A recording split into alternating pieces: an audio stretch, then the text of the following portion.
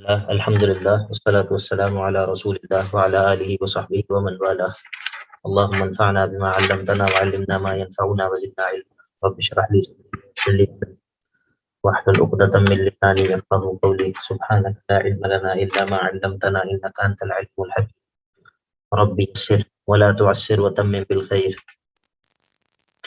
اعوذ باللہ من الشیطان الرجیم بسم اللہ الرحمن الرحیم وَاعْلَمُوا أَنَّمَا غَنِمْتُم مِّن شَيْءٍ فَأَنَّ لِلَّهِ خُمُسَهُ وَلِلرَّسُولِ وَلِذِي الْقُرْبَى وَالْيَتَامَى وَالْمَسَاكِينِ وَابْنِ السَّبِيلِ إِن كُنتُمْ آمَنتُم بِاللَّهِ وَمَا أَنزَلْنَا عَلَىٰ عَبْدِنَا يَوْمَ الْفُرْقَانِ يَوْمَ الْتَقَى الْجَمْعَانِ وَاللَّهُ عَلَىٰ كُلِّ شَيْءٍ قَدِيرٌ۔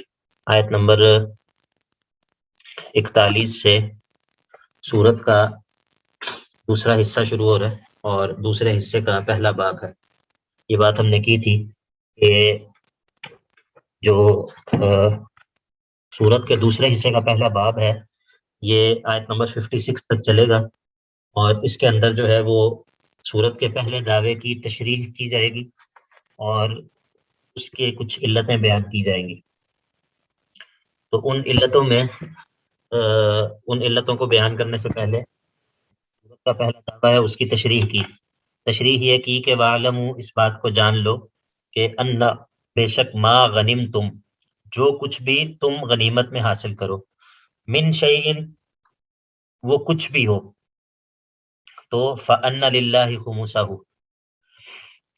فَأَنَّ لِلَّهِ خُمُسَهُ، تو اللہ ہی کے لیے ہے اس کا خمس، یعنی کہ جو پانچواں حصہ ہے اس کا، وہ اللہ کا حق ہے، اور وَلِلرَّسُولِ، اور اللہ کے رسول کا، وَلِذِي الْقُرْبَى، اور جو رسول کے قرابت دار ہیں ان کا۔ ادھر ذی القربہ سے مراد رسول کے قرابت دار ہیں، اللہ کے نبی علیہ الصلوۃ والسلام اپنی ازواج مطہرات پہ اور اپنے جو ہوتے تھے قریبی قرابت دار، ان پر اس کو خرچ کرتے تھے۔ والیتامى والمساکین وابن السبیل، اور یتیموں پر، اور یتیموں کا حق ہے، اور مساکین کا، اور وابن السبیل کا۔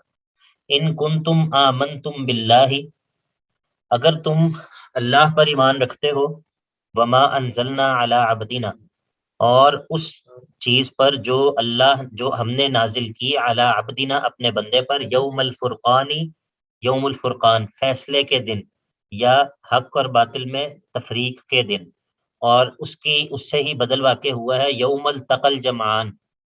التقا کہتے ہیں ملاقات کو، ٹکراؤ کو، اور الجمعان، الجمع کہتے ہیں لشکر کو، اور الجمعان دو لشکر۔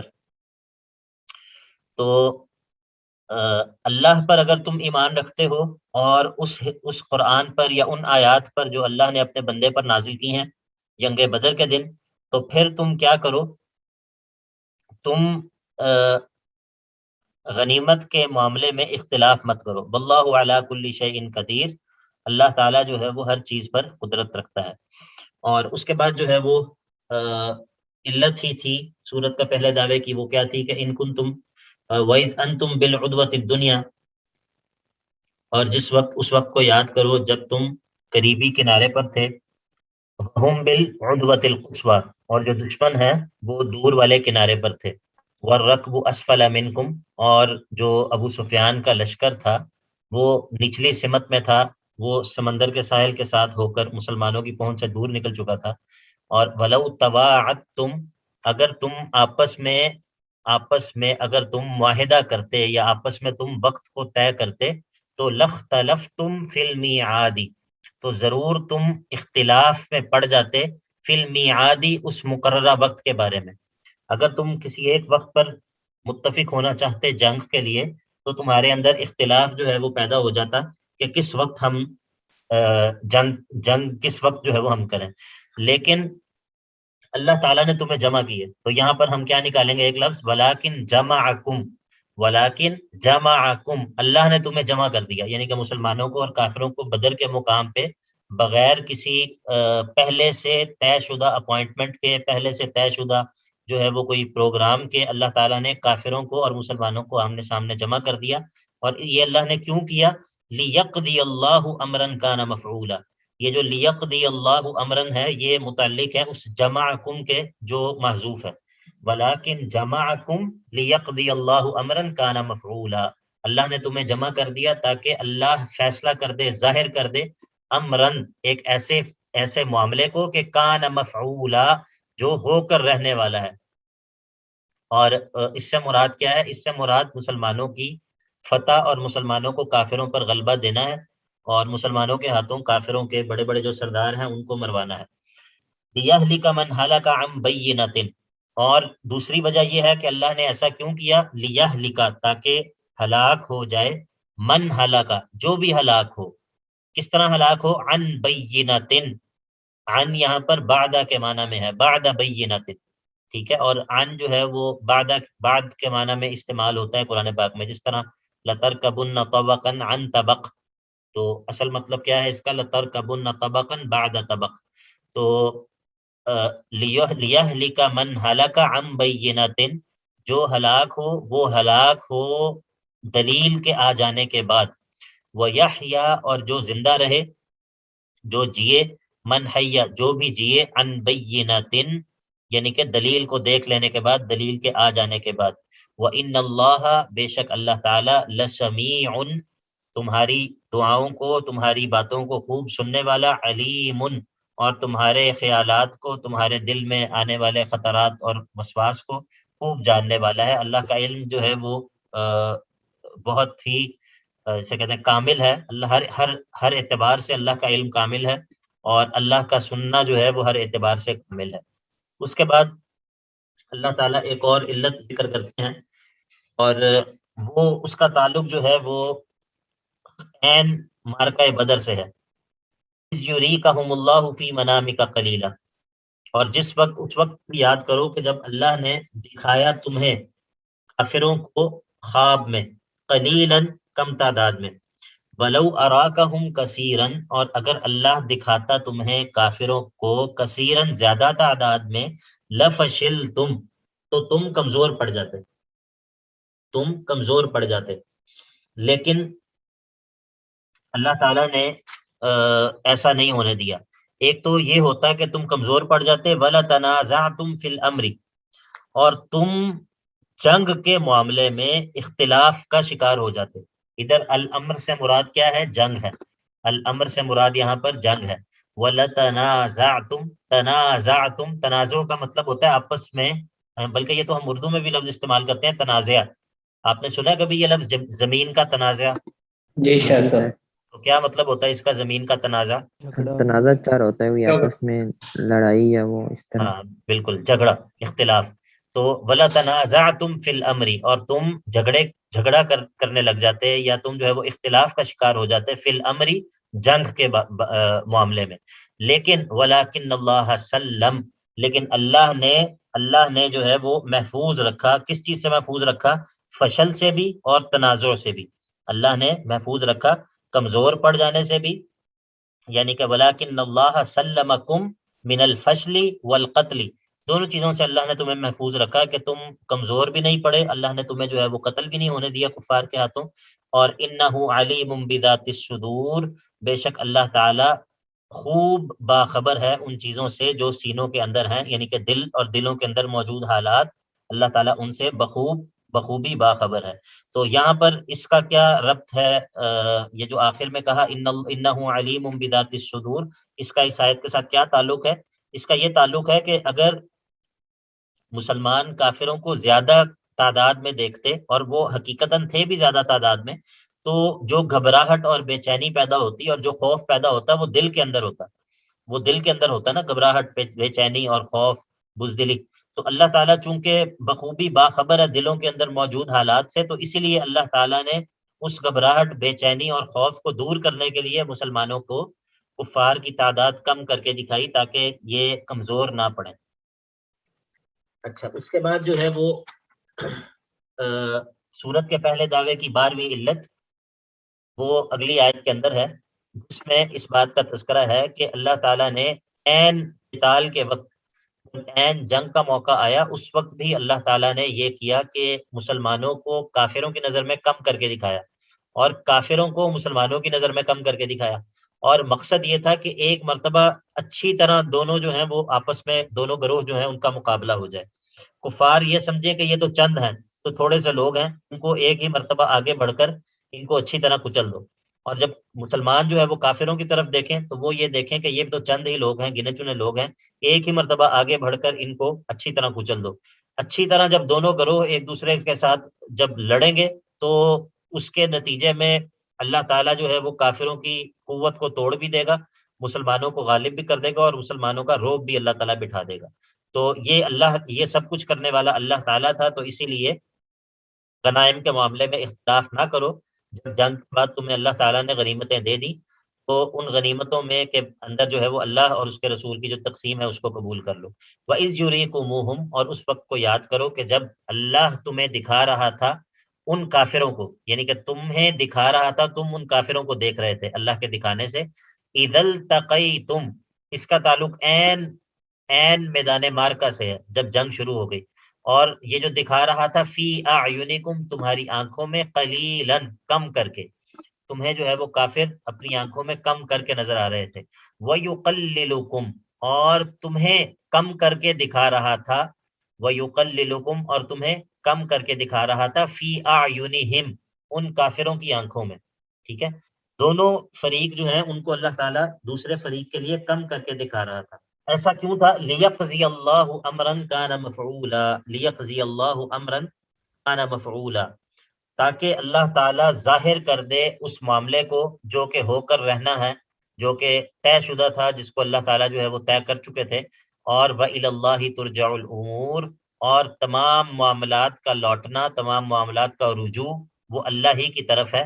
اور انہی معاملات میں سے فتح اور شکست بھی ہیں، انہی معاملات میں سے فتح اور شکست بھی ہے. اور پھر جب فتح اور شکست بھی الفتح والہزیمت ایضا من الامور، وہ بھی امور میں سے ہیں، تو پھر ان کا لوٹنا بھی، ان کا مرجع بھی اللہ ہی کی طرف ہے. وہ جس کو چاہے فتح دے دے اور جس کو چاہے وہ شکست دے دے.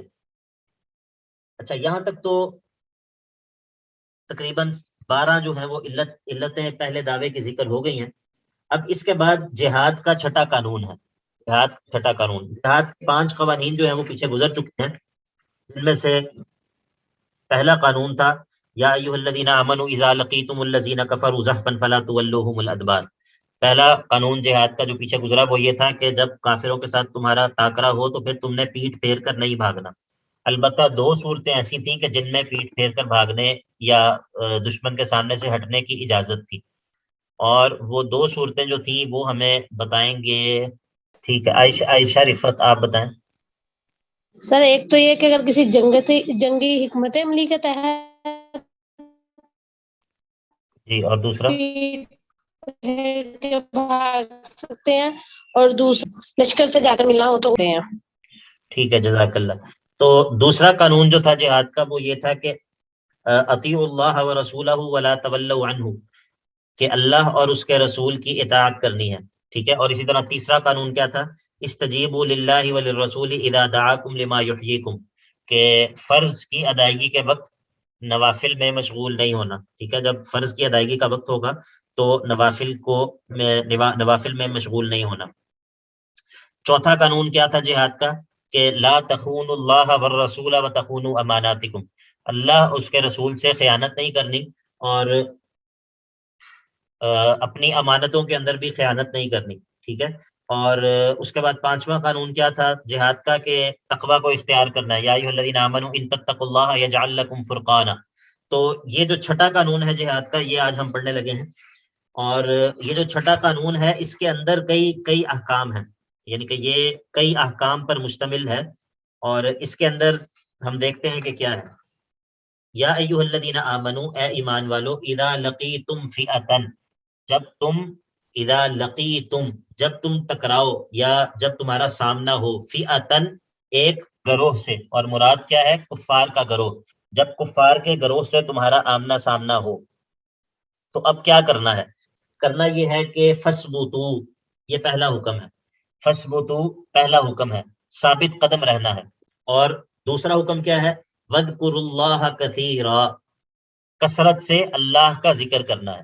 ٹھیک ہے، پہلا حکم فثبتوا، دوسرا حکم وَاذْكُرُوا اللَّهَ كَثِيرًا، جنگ کے موقع پہ، جہاد کے موقع پہ کثرت سے اللہ کا ذکر کرنا ہے.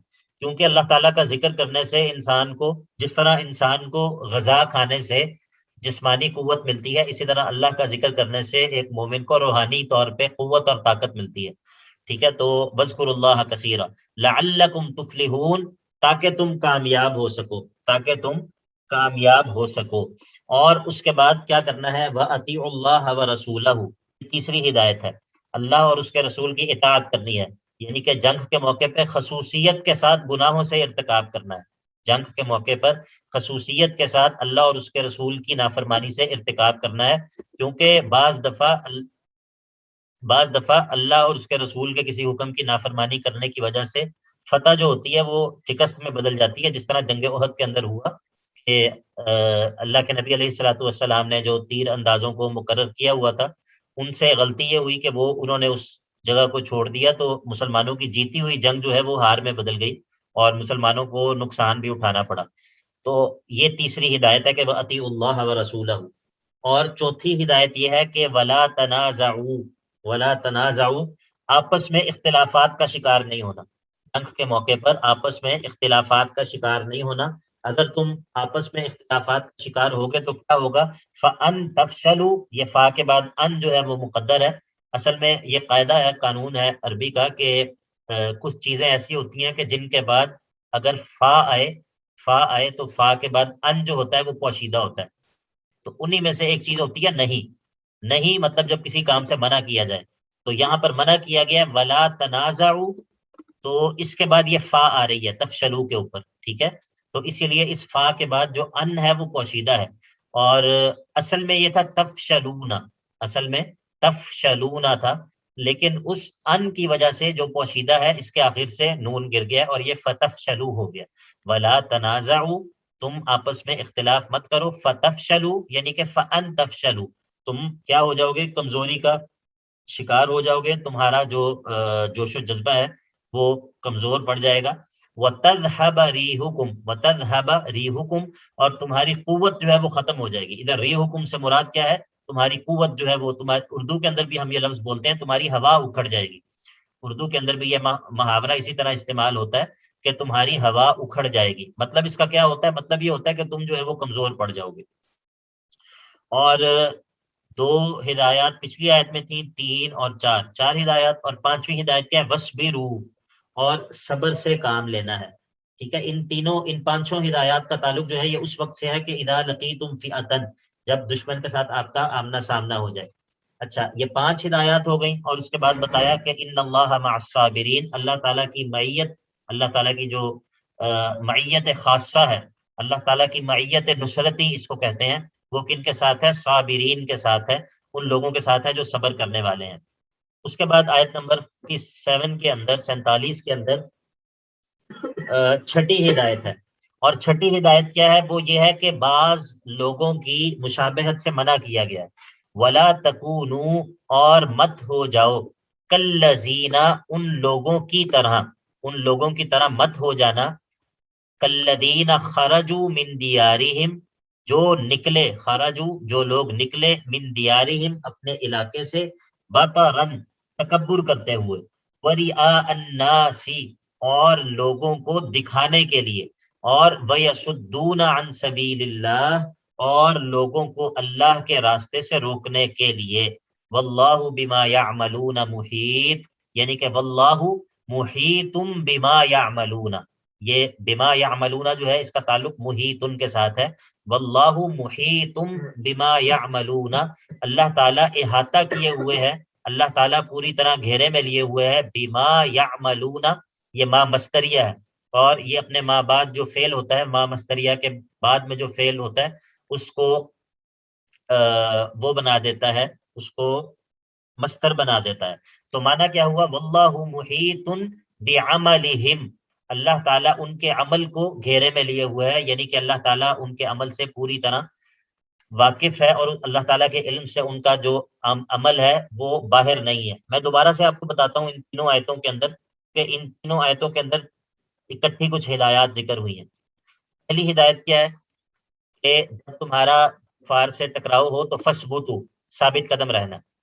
ٹھیک ہو گیا. دوسرا ہے وذکروا اللہ کثیرا، اللہ کا کثرت سے ذکر کرنا.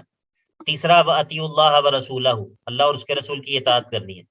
چوتھا یہ ہے وَلَا تَنَازَعُوا، آپس میں اختلاف کا شکار نہیں ہونا۔ پانچواں کیا ہے وَاصْبِرُوا، اور صبر سے کام لینا ہے۔ اور چھٹا کیا ہے کہ ان لوگوں کی طرح نہیں ہونا۔ اب ظاہر ہے یہ جہاد کے موقع پہ جو مجاہدین ہیں یہ بھی اللہ کے راستے میں نکلے ہوئے ہیں، یہ بھی اللہ کے راستے میں نکلے ہوئے ہیں اپنے گھروں سے، اور مقابلے میں کفار بھی نکلے ہوئے ہیں۔ تو اللہ تعالیٰ کہہ رہے ہیں کہ تم نے جہاد کے موقع پہ تمہارا معاملہ ویسا نہ ہو جیسا کفار کا ہے، کہ جب وہ گھروں سے نکلے تو کس طرح نکلے؟ بطرن، تکبر کرتے ہوئے، وریا الناسی، وریا الناسی، اور لوگوں کو دکھاتے ہوئے، دکھلاوا کرتے ہوئے۔ اور نکلنے کا مقصد کیا تھا؟ یصدون عن سبیل اللہ، اور لوگوں کو اللہ کے راستے سے روکنا جو ہے وہ ان کے نکلنے کا مقصد تھا۔ تو یہ جو ہے یہ پورا مل کر سارا، یہ تینوں آیات کے اندر جتنی ہدایات ہیں یہ ساری مل کر جہاد کا چھٹا قانون بنا، جہاد کا چھٹا قانون۔ 5 قوانین ہم نے پہلے پڑھے تھے، یہ جہاد کا چھٹا قانون ہے۔ جی سمجھ آئی تب؟ جی جی سر۔ وَإِذْ زَيَّنَ لَهُمُ الشَّيْطَانُ أَعْمَالَهُمْ، یہ جو ہے اس آیت کے اندر جو ہے وہ سورت کے پہلے دعوے کی آخری علت ہے، سورت کے پہلے دعوے کی آخری علت ہے۔ وَإِذْ زَيَّنَ لَهُمُ الشَّيْطَانُ أَعْمَالَهُمْ وَقَالَ لَا غَالِبَ لَكُمُ الْيَوْمَ مِنَ النَّاسِ وَإِنِّي جَارٌ لَكُمْ فَلَمَّا تَرَاءَتِ الْفِئَتَانِ نَكَصَ عَلَىٰ عَقِبَيْهِ وَقَالَ إِنِّي بَرِيءٌ مِّنكُمْ إِنِّي أَرَىٰ مَا لَا تَرَوْنَ إِنِّي أَخَافُ اللَّهَ وَاللَّهُ شَدِيدُ الْعِقَابِ۔ اور اس وقت کو یاد کرو، وَاذْكُرُوا، یہ میں نے آپ کو بتایا تھا کہ یہ جو ہے یہ ظرفیہ ہوتا ہے، اور اس سے پہلے ہمیں کچھ محذوف نکالنے کی ضرورت ہوتی ہے، اور عموماً اس سے پہلے جو محذوف نکالا جاتا ہے وہ یہ ہوتا ہے کہ وَاذْكُرُوا، یاد کرو یا ذکر کرو، اس وقت کو یاد کرو، اس وقت کو بھولو مت، اس وقت کو کہ اِذْ زَيَّنَ لَهُمُ الشَّيْطَانُ أَعْمَالَهُمْ، زَيَّنَ مزین کیا تھا، جب مزین کر دیا تھا، لہم ان کافروں کے لیے، الشیطان شیطان نے، اعمالہم ان کے اعمال کو، ان کی مسلمانوں سے دشمنی کو، ان کا مسلمانوں کے خلاف جنگ کرنے کے لیے نکلنے کو شیطان نے مزین کر کے دکھا دیا تھا، مزین کر کے شیطان نے دکھا دیا تھا۔ اور وقال، اور شیطان نے ان سے وعدہ کیا تھا کہ لا غالب لکم اليوم من الناس، لا غالب لکم، کوئی غالب ہونے والا نہیں ہے، لکم یعنی کہ علیکم، یہاں پر لکم علیکم کے معنی میں ہے کوئی تمہارے اوپر غالب آنے والا نہیں ہے، الیوم آج کے دن، من الناس مسلمانوں میں سے، ٹھیک ہے، تمہارے اوپر آج لوگوں میں سے کوئی بھی غالب نہیں آئے گا، وَإِنِّي اور بے شک میں، جار لکم تمہارا مددگار ہوں۔ ویسے تو جارن کا مطلب ہوتا ہے ہمسایہ، پڑوسی، لیکن یہاں پر مددگار کے معنی میں ہے، یا اس معنی میں ہے کہ میں تمہارے ساتھ ہی ہوں۔ جس طرح ہمسایہ جو ہوتا ہے وہ اپنے ہمسایہ کے بالکل ساتھ ہوتا ہے، تو اسی طرح یہاں پر جو مددگار ہوتا ہے وہ بھی جس کی مدد کرنی ہوتی ہے اس کے بالکل ساتھ ہوتا ہے۔ تو یہاں پر جار لکم اس معنی میں ہے کہ وَإِنِّي جار لکم، میں تمہارا مددگار ہوں۔ لفظی معنی تو یہ ہے کہ میں تمہارا ہمسایہ ہوں اور پڑوسی ہوں، لیکن یہاں پر شیطان جو کفار کے ساتھ وعدے کر رہا تھا وہ کس معنی میں کر رہا تھا؟ وہ اس معنی میں تھا کہ میں تمہارا مددگار ہوں۔ اور یہ اصل میں اس کا پس منظر یہ ہے کہ جنگ بدر کے دن جو ابلیس ہے یہ سراقہ بن مالک کی شکل میں آیا تھا کفار کے پاس، اور کفار کے پاس آ کر تو ان کو لڑائی کے اندر تشجیع دے رہا تھا، لڑائی کے لیے ان کو تیز کر رہا تھا کہ آج کے دن جو ہے وہ تم مسلمانوں کے اوپر غالب آ جاؤ گے اور مسلمانوں کا جو معاملہ ہے اس کام تمام کر دو گے۔ تو یہ شیطان ایسا کر رہا تھا، لیکن اصل میں ہوا یہ کہ جب جنگ شروع ہوئی اور شیطان نے دیکھا کہ اللہ کی طرف سے فرشتے بھی جو ہے وہ بھی مسلمانوں کی مدد کرنے کے لیے اتر رہے ہیں، تو یہ ڈر گیا اور ڈر کر یہ کفار کو چھوڑ کر بھاگ گیا۔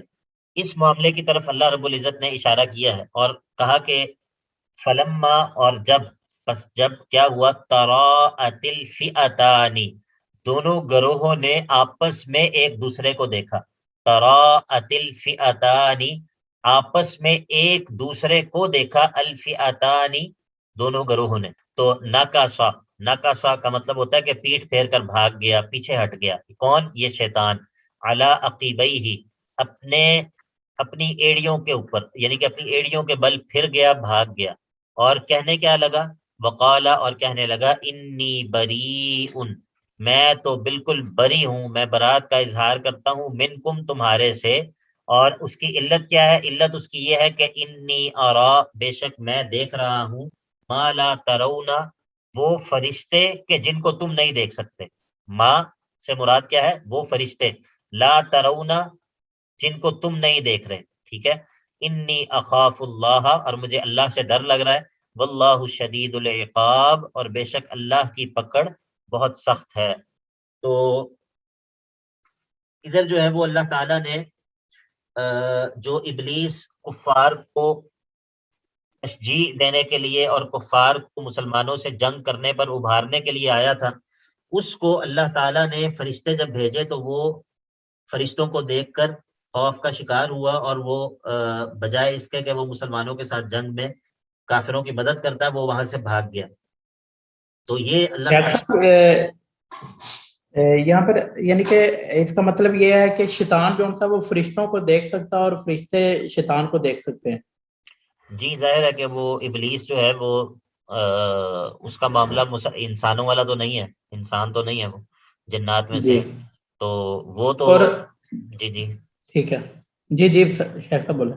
میں یہی کہہ رہا ہوں کہ جب وہ انسانوں میں سے نہیں ہے تو ظاہر ہے اس کی جو اس کے پاس جو طاقتیں ہیں وہ انسانوں والی تو نہیں ہے، جس طرح اللہ کے نبی علیہ الصلوۃ والسلام نے فرمایا کہ ان الشیطان یجری کمجرى الدم، جس طرح انسان کے جسم میں خون گردش کرتا ہے، اس طرح شیاطین جنات جو ہوتے ہیں یہ بھی انسان کے جسم کے اندر داخل ہونے کی قوت رکھتے ہیں، اور اس کے علاوہ یہ اپنی شکل کو تبدیل کرنے کی بھی اللہ تعالیٰ نے ان کو صلاحیت دے رکھی ہے، یہ کسی اور کی شکل میں بھی آ سکتے ہیں۔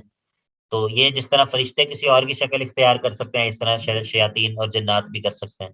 تو یہ ساری صلاحیتیں اور قوتیں ان کے پاس ہیں، تو ظاہر ہے اس نے دیکھ لیا، اور اس نے یہ بھی کہا کہ وَإِنِّي أَرَى مَا لَا تَرَوْنَ، کہ میں ان کو دیکھ رہا ہوں کہ جن کو تم نہیں دیکھ رہے۔ تو ظاہر ہے کہ جو کفار تھے ان کو اس وقت یہ خبر نہیں تھی کہ مسلمانوں کی جانب سے جو ہے وہ اللہ تعالیٰ نے فرشتے بھی جو بھیجے ہیں، لیکن البتہ ایسا ہے کہ بدر کے موقع پہ بعض صحابہ سے یہ منقول ہے کہ انہوں نے فرشتوں کو انسانی شکل میں لڑتے ہوئے دیکھا، اور انہوں نے ایسے لوگوں کو دیکھا کہ جو کہ سفید لباس کے اندر کفار سے لڑ رہے ہیں اور وہ ان کو پہچانتے نہیں تھے۔ اس طرح کی جو ہیں وہ روایات موجود ہیں۔ اچھا شیخ صاحب، جس طرح انسانوں میں یعنی کہ نسل کا بڑھنا ہے، ٹھیک ہے، نسل در نسل، اسی طرح شیاطین میں بھی ہے؟ بالکل شیاطین میں بھی ہے، کیونکہ آپ اس اصل طرح میں بتا رہے ہیں نا کہ میں آپ کو بتاؤں، اصل میں شیطان کوئی الگ سے مخلوق نہیں ہے، شیطان کوئی الگ سے مخلوق نہیں ہے، یہ جنات ہی ہیں، اور شیاطین جو ہیں یہ الگ کوئی مخلوق نہیں ہے، بلکہ یہ انسان کا وصف ہے، یہ جنات کا وصف ہے۔ وہ جنات جو اللہ تعالیٰ کے باغی ہوتے ہیں بہت زیادہ شدید قسم کے، انہی کو شیطان کہا جاتا ہے، ٹھیک ہے۔ اور شیاطین جو ہیں جس طرح جنات میں سے ہیں اس طرح انسانوں میں سے بھی ہیں، جس طرح جنات شیاطین جنات میں سے ہیں اسی طرح انسانوں میں سے بھی ہیں۔ اسی لیے آپ نے معوذتین کے اندر دیکھا کہ آپ من الجنتی والناس، شیاطین سے اللہ کی پناہ مانگتے ہیں اور کہتے ہیں من الجنتی والناس، وہ چاہے جنوں میں سے ہوں چاہے وہ انسانوں میں سے ہوں۔ تو شیطان جنوں میں سے بھی ہوتے ہیں اور انسانوں میں سے بھی ہوتے ہیں، البتہ جو ان کا چیف آف آرمی سٹاف ہے ابلیس، جس نے آدم علیہ السلام کو سجدہ کرنے سے انکار کیا تھا، وہ جنات میں سے۔ تو شیخ صاحب اس نے انکار تو کیا تھا، کیا دوبارہ پھر اللہ کی طرف رجوع نہیں کیا؟ نہیں، پھر اس کے بعد اس نے رجوع تو نہیں کیا نا، اس کے بعد تو پھر اس نے اللہ تعالیٰ کے ساتھ ضد بازی کے اندر آ کے یہ کہہ دیا کہ میں آپ کے بندوں کو بھی گمراہ کروں گا، آدم کی اولاد کو بھی میں جنت سے محروم کرواؤں گا۔ تو یہ تو پھر ہمیشہ ہمیشہ کے لیے اللہ تعالیٰ نے اس کو مردود کر دیا، تو اس کا اب رجوع کا کوئی چانس بھی نہیں ہے۔ یہ جو ہے یہ کیا ہو گئی، یہ 13ویں علت ہو گئی سورت کے پہلے دعوے کی، اور یہ جو 13 علتیں ہیں یہ آپ کسی ایک جگہ ویسے لکھ لیں اگر تو بہتر ہے، اور ایک جگہ پہ اگر آپ اکٹھا ان کو لکھ لیں گے نا تو آپ کو ذرا آسانی ہو جائے گی۔ جس طرح میں ایک دفعہ دوہرا دیتا ہوں، ویسے پہلی جو تھی علت وہ تھی کما اخرجک ربک من بیتک بالحق، سورت کے شروع میں، اور پھر اس کے بعد تھی وَإِذْ يَعِدُكُمُ اللَّهُ إِحْدَى الطَّائِفَتَيْنِ أَنَّهَا لَكُمْ، اور اس کے بعد تھی استستغیثون ربکم فاستجاب لکم انی ممدکم. چوتھی تھی اذ یغشیکم النعاس امانتا. اور پانچویں نمبر پر تھی اذ یوحی ربک الی الملائکۃ انی معکم. اور پھر اس کے بعد چھٹے نمبر پر تھی فلم تقتلوہم ولکن اللہ قتلہم. اور پھر اس کے بعد ساتویں نمبر پر تھی وَإِذْ يَمْكُرُ بِكَ الَّذِينَ كَفَرُوا لِيُثْبِتُوكَ أَوْ يَقْتُلُوكَ. اور اس کے بعد تھی وَإِذْ قَالُوا اللَّهُمَّ إِنْ كَانَ هَذَا هُوَ الْحَقَّ مِنْ عِنْدِكَ فَأَمْطِرْ عَلَيْنَا حِجَارَةً مِنَ السَّمَاءِ. اور اس کے بعد نویں نمبر پر إِن كُنتُمْ آمَنْتُمْ بِاللَّهِ وَمَا أَنزَلْنَا عَلَى عَبْدِنَا. اور 10ویں نمبر پر کون سی تھی؟ یہ جو آیت ہم نے آج پڑھی ہے اذ انتم بالعدوۃ الدنیا وهم بالعدوۃ القصویٰ. اور اسی طرح پھر 11ویں نمبر پر اذ یریکہم اللہ فی منامک قلیلا. اور 12ویں نمبر پر واذ یریکموہم اذ التقیتم فی اعینکم قلیلا. اور 13ویں نمبر پر واذ زین لہم الشیطان اعمالہم وقال لا غالب لکم اليوم من الناس. تو یہ 13 علتیں جو ہیں وہ سورت کے پہلے دعوے کے اس بات کے لیے اللہ تعالیٰ نے پیش کی. اور مطلب کیا ہے؟ مطلب یہ ہے کہ الانفال للہ والرسول. جس طرح اللہ نے یہ سب کچھ اللہ نے کیا ہے، تمہیں جنگ کے اندر جو فتح دی ہے وہ اللہ نے دی ہے، یہ سارا کچھ اللہ نے کیا ہے. تو اب الانفال للہ والرسول، غنائم کی تقسیم کا اختیار بھی اللہ کے پاس ہے، اس کے اندر اختلاف مت کرو. ٹھیک ہے، تو یہ علتیں ہماری ہوگی. اور جو قوانین جہاد کے جو ہے وہ ہم نے کہا تھا 13 قوانین ہوں گے، وہ ابھی ہم نے 6 قوانین جہاد کے پڑھے ہیں. یہ میں نے ایک دفعہ اسی لیے دہرایا تاکہ آپ جو ہے وہ یعنی کہ ہمارے ساتھ ہی ہوں ذہنی طور پہ، آپ کو پتہ ہو رہا ہو کہ کیا چل کیا رہا ہے اس میں، سورت میں ہم کیا پڑھ رہے ہیں، کس طرح ہم سورت کے مضامین کو ایک یعنی کہ بالکل ایک سیکوینس میں جو ہے وہ سمجھنے کی کوشش کر رہے ہیں. يقول المنافقون والذين في قلوبهم مرض غر هؤلاء دينهم ومن يتوكل على الله فإن الله عزيز حكيم. یہ آیت ہم ایک پڑھ لیتے ہیں اور اس کے بعد پھر ہم اگلی میٹنگ کے اندر باقی پڑھیں گے. ابھی 3-3.5 منٹ اپنے پاس ہیں. اور اس وقت کو یاد کرو کہ یقول المنافقون، جس وقت کہہ رہے تھے منافقین، والذین فی قلوبہم مرض، اور وہ لوگ جن کے دلوں میں مرض ہے، جن کے دلوں میں مرض تھا وہ لوگ کہہ رہے تھے. اور یہ کیا کہہ رہے تھے؟ غر ہؤلاء دینہم، غر دھوکے میں ڈال دیا ہے، ہؤلاء ان مسلمانوں کو، دینہم ان کے دین نے. اچھا، یہاں پر ایک سوال ہے، وہ یہ ہے کہ المنافقون اور والذین فی قلوبہم مرض، ان دونوں میں کیا فرق ہے؟ والذین فی قلوبہم مرض، وہ لوگ جن کے دلوں میں مرض ہے، اور المنافقون، ان دونوں میں کیا فرق ہے؟ تو اصل میں اس کو عربی زبان میں کہا جاتا ہے تعمیم بعد التخصیص، تعمیم بعد التخصیص.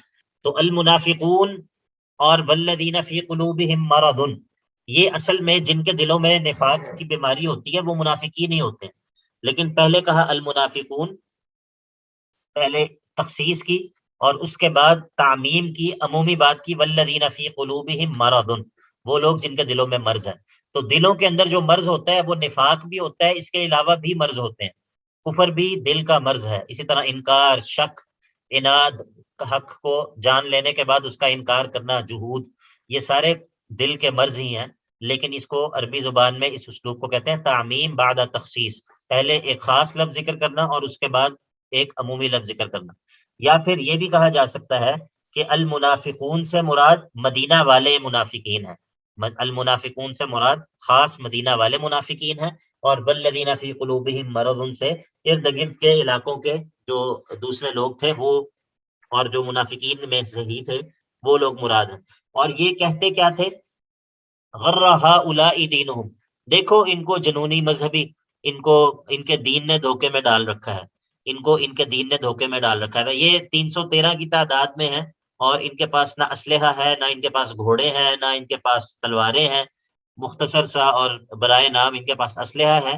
اور نکلے ہیں یہ 1000 کے تیر کانٹے سے لیس، کیل کانٹے سے لیس جو لشکر ہے اس کو شکست دینے کے چکر میں ہے. اور کھانے کے لیے ان کے پاس روٹی نہیں ہے، اور باتیں یہ کرتے ہیں روم کو فتح کریں گے اور ہم جو ہے وہ قیصر اور کسریٰ کو شکست دیں گے. تو غر ہؤلاء دینہم، ان کو تو ان کے دین نے دھوکے میں ڈالا ہوا ہے. تو یہ آج کے منافقین بھی اس طرح کی باتیں کرتے ہیں. تو اللہ تعالیٰ فرماتے ہیں وَمَن يَتَوَکَّلْ عَلَى اللَّهِ، تو جو کوئی اللہ پر توکل کرتا ہے تو فَإِنَّ اللَّهَ، بے شک اللہ تعالیٰ، عزیز، غالب ہے، حکیم، بہت ہی حکمتوں والا ہے. وہ غالب بھی ہے اور اس کے جو جتنے بھی اس کے فیصلے اور جتنے بھی اس کے کام ہیں وہ حکمت پر مبنی ہے. اچھا جی. وَلَوْ تَرَىٰ إِذْ يَتَوَفَّى الَّذِينَ كَفَرُوا الْمَلَائِكَةُ يَضْرِبُونَ وُجُوهَهُمْ وَأَدْبَارَهُمْ وَذُوقُوا عَذَابَ الْحَرِيقِ ذَلِكَ بِمَا قَدَّمَتْ أَيْدِيكُمْ وَأَنَّ اللَّهَ لَيْسَ بِظَلَّامٍ لِّلْعَبِيدِ. وَلَوْ تَرَىٰ، اور اگر آپ دیکھیں، إِذْ يَتَوَفَّى الَّذِينَ كَفَرُوا، جب روح لیتے ہیں، روح نکالتے ہیں، الذین کفروا، ان لوگوں کی جنہوں نے کفر کیا، الملائکہ، فرشتے. اور اگر آپ دیکھیں اس منظر کو کہ جب سانس لے رہے ہوتے ہیں یا روح نکال رہے ہوتے ہیں، الذین کفروا، ان لوگوں کی کہ جو کافر ہیں. کون؟ الملائکہ، فرشتے. کس طرح نکال رہے ہوتے ہیں؟ یضربون وجوہہم وادبارہم، اور ان کے منہ پر اور ان کی پیٹھ پر جو ہے وہ مار رہے ہوتے ہیں، ضربیں لگا رہے ہوتے ہیں. اور یقولون لہم، ساتھ ان کو کہہ رہے ہوتے ہیں وذوقوا عذاب الحریق، جلانے والے عذاب مزہ چکھ لو.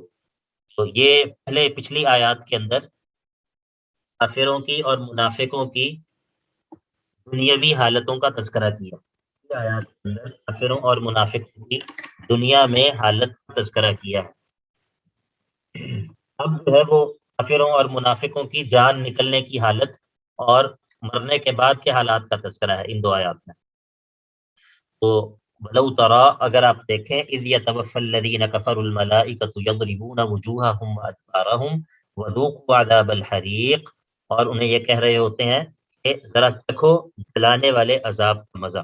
تو اس کے بعد جو لو کا جواب ہے یہ مقدر ہے. لو جو ہے یہ اس کا جواب بھی ہمیں نکالنا پڑے گا. وہ کیا ہے؟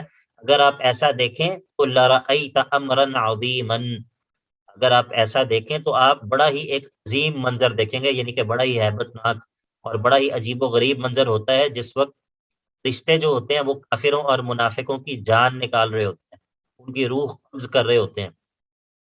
اس کے مقابلے میں جو ایمان والوں کی روح نکالی جاتی ہے، ایمان والوں کی روح قبض کی جاتی ہے، تو وہ بڑی ہی تکریم کے ساتھ، بڑے ہی عزت کے ساتھ اور بڑی ہی آسانی کے ساتھ اللہ کے نبی علیہ الصلوۃ والسلام نے اس کی مثال بیان کی ہے. تو اللہ تعالیٰ ہمارا خاتمہ خیر کرے. یہ ایمان والوں کے لیے ہے. البتہ منافقوں اور کافروں کے لیے جو یہ سارا معاملہ ہوتا ہے یہ بڑی اہانت کے ساتھ اور بڑی سختی ہوتی ہے اس سارے معاملے کے اندر. اس کی منظر کشی کی ہے اور اس کا سبب اللہ تعالیٰ نے بیان کیا ہے. سبب اس کا یہ ہے جی. عرفان کو یوں بھائی ایک سیکنڈ، آخر میں ہم 5 منٹ لے لیں گے انشاءاللہ سوالات کے لیے.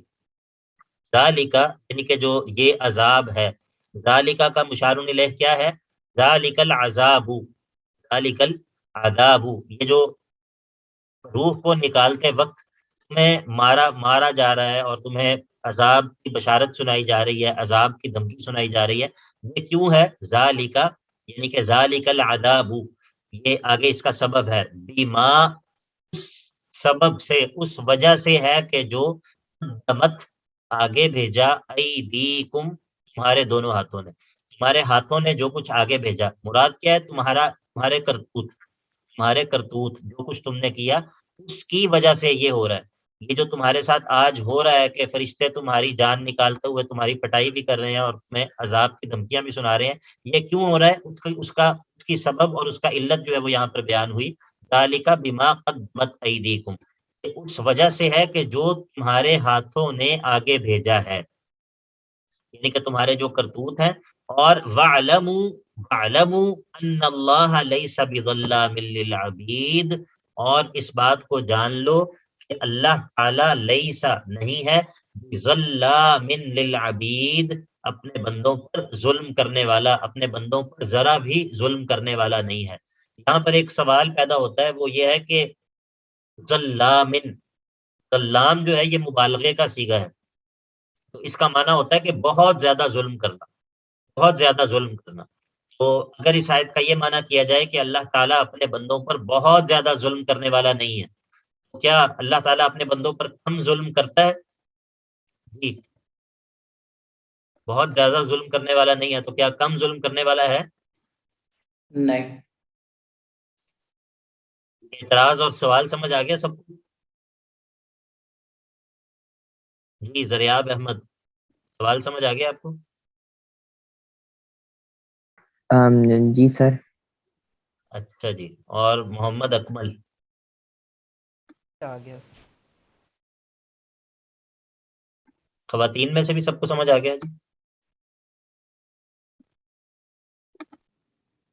اچھا جی، تو اس کا جواب یہ ہے کہ ادھر جو مبالغہ ہے، مبالغہ، یہ مبالغہ ظلم کی طرف متوجہ نہیں ہے، بلکہ مبالغہ نفی میں ہے، نفی کی طرف متوجہ ہے کہ اللہ تعالیٰ بالکل بھی ظلم کرنے والا نہیں ہے، بالکل بھی ظلم کرنے والا نہیں ہے.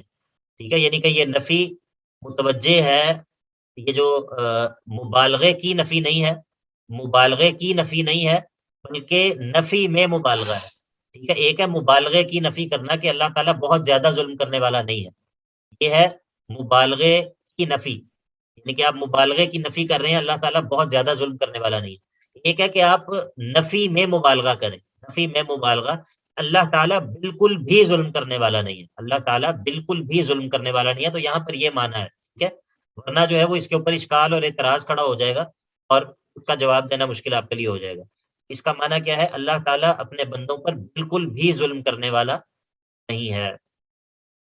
آگے سے انشاءاللہ ہم دوبارہ پڑھیں گے انشاءاللہ اگلی کلاس میں.